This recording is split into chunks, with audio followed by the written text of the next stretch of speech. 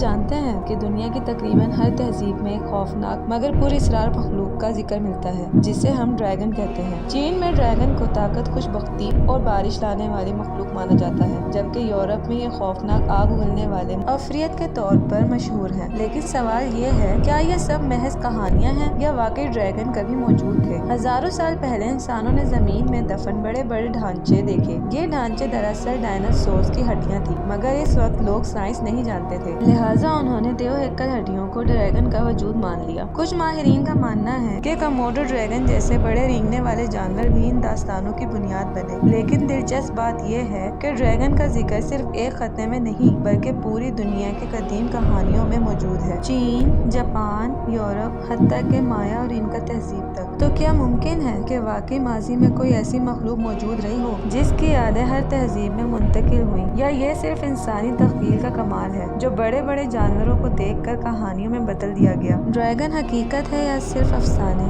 یہ آج بھی سائنس اور تاریخ کا سب سے بڑا راز ہے، اور شاید آنے والا وقت ہی ہمیں اس سوال کا جواب دے سکے۔ اگر آپ کو یہ معلومات پسند آئی ہو تو لائک، شیئر اور سبسکرائب کرنا نہ بھولیں۔